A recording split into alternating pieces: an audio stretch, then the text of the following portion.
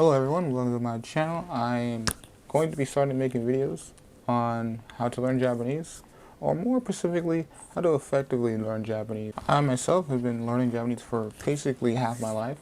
It's 16 plus years in. I'm like 32 now, so I got a good idea of what I'm doing. I've already worked in companies that are based in Japan, and I've already worked online doing a lot of like translation work. So this is basically me telling the world how to do it. Now, I'm just going to get straight to it. Japanese is a very hard language. And I'm not saying hard language in a sense of like it's difficult to learn in a sense. I'm saying it in a sense that it takes a very long time to get to a certain point where you can actually have a conversation, where you can actually read, where you can actually use it to what you would want to use it in life. So what I recommend everyone to do is to find a purpose, a reason why to do this thing. Why are you doing it? Why does this matter to you? And the reason why I really want to get to this point immediately is because you're going to need this reason to continue doing Japanese for the long term. And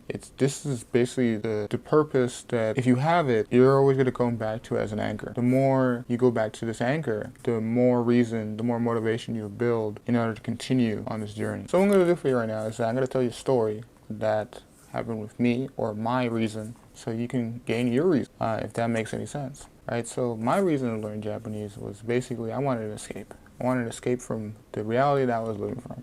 Right? I wanted to experience another culture. And experiencing another culture enriched my life, right?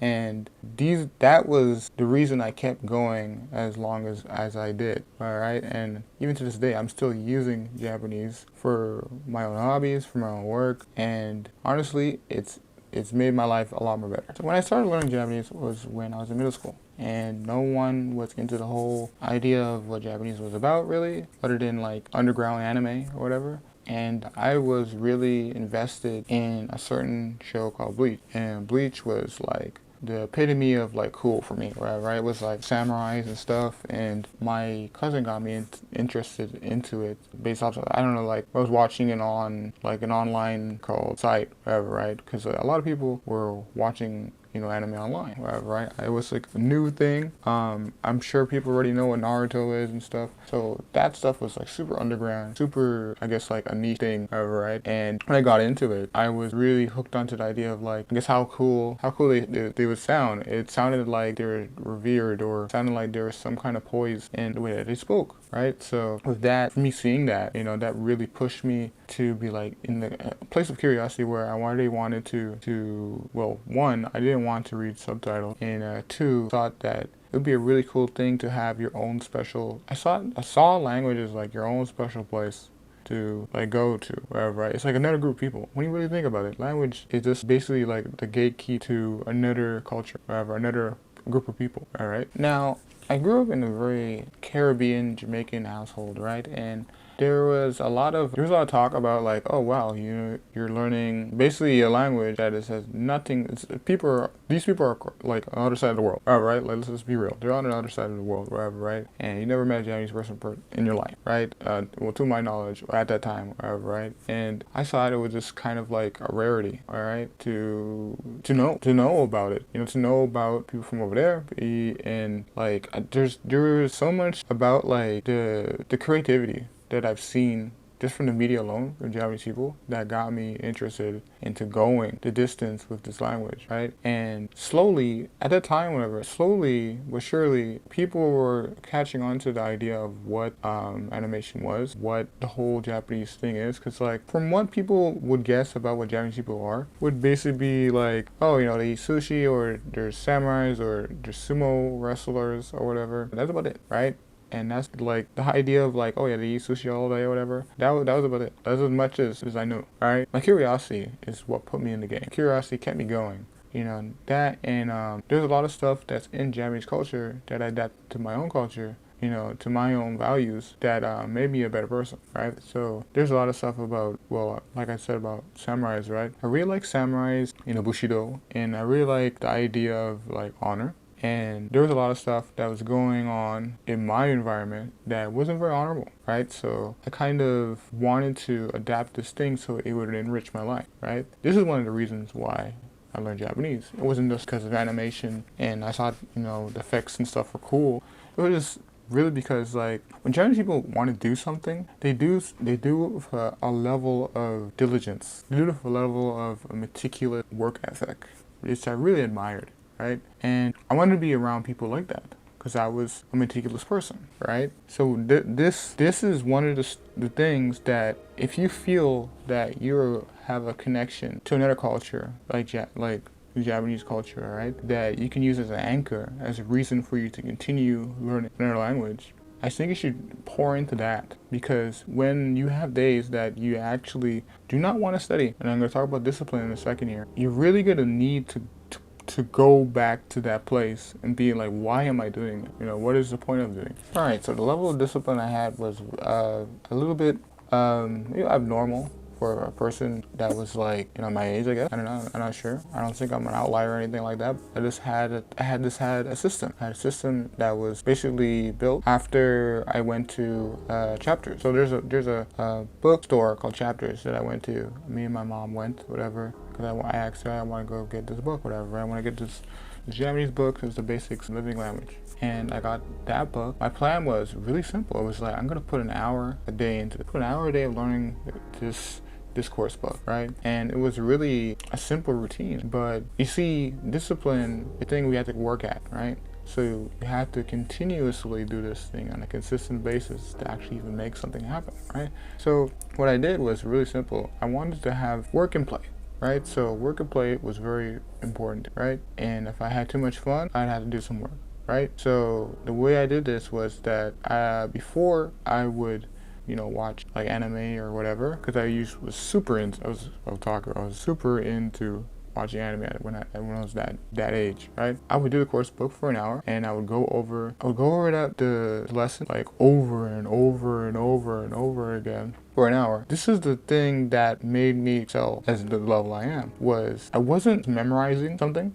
It was the sense of doing something over and over again until you're so fed up of it that you have to get to that emotion that you're fed up and you know what the thing is now, and then you move on. So I wouldn't move on from a lesson doing an hour a day. Like, I'd always had a time limit for an hour a day of doing it, but after I would do the hour a day, or finish the hour from the day, whatever, I would watch some anime because I liked anime, right? And before I knew it, I made a system that was I could see like the work I've done, within my fun, right? Interesting enough, like the stuff that I didn't understand before, when I would see subtitles in English and I'll see the character, whatever, speaking Japanese to another protagonist, whatever, I would gradually understand what was going on. So that would fuel the work, because now I figured out what these people are saying. I can't wait until I get back to work. So when I built this thing, it made me have a purpose, a reason to keep going. And this is, I'm trying to really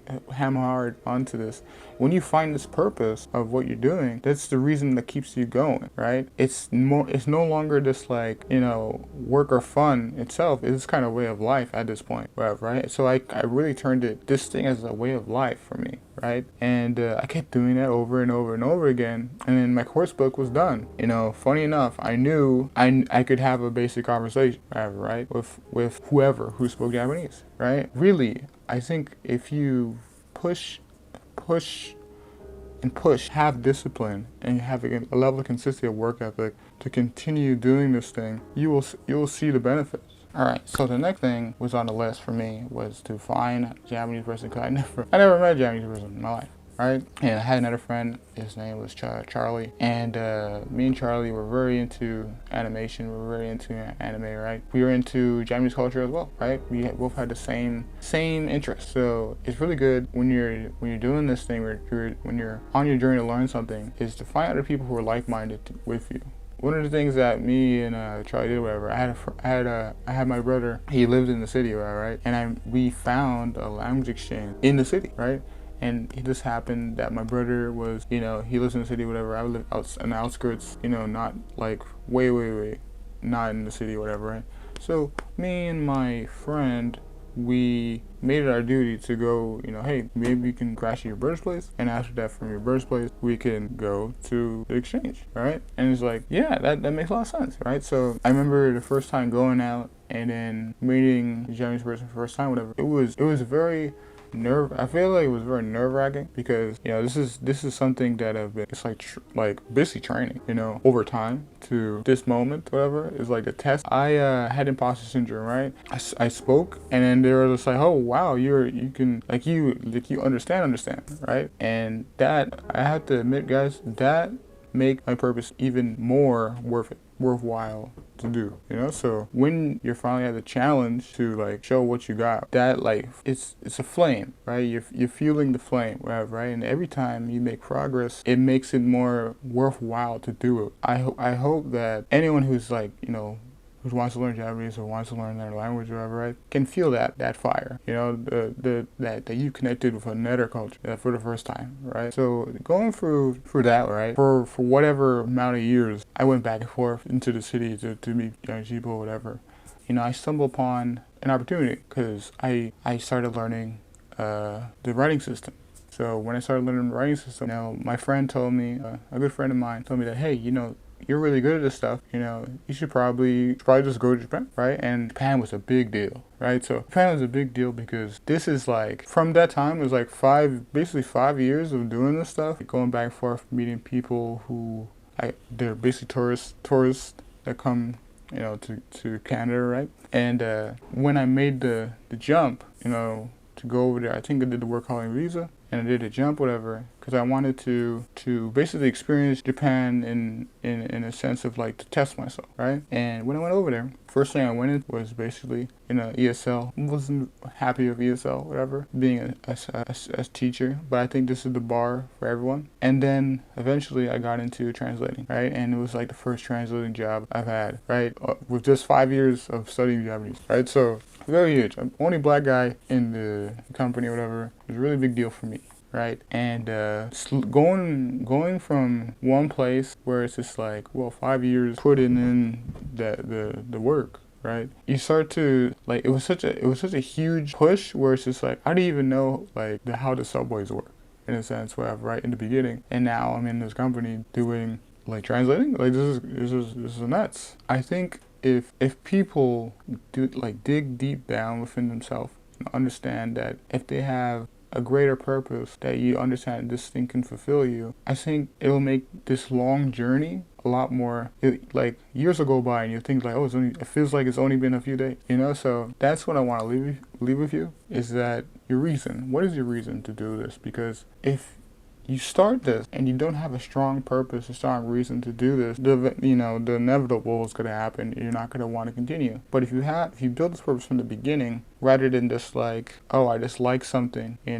rather than, oh, this thing aligns with my values, and you put these constructs, to make it make sense to you, right, as a person, put in your daily life. Because at the end of the day, when you think about it, Japanese people use Japanese every day, right? And if you're not going to match the same commitment, probably shouldn't do it. So thanks for watching my video, and if you like this kind of stuff, give me a like. And I'm going to have a part 2 coming out soon, I think like next week. And if you want to see it earlier, go on my Patreon. So thanks for watching, and yeah, happy studying.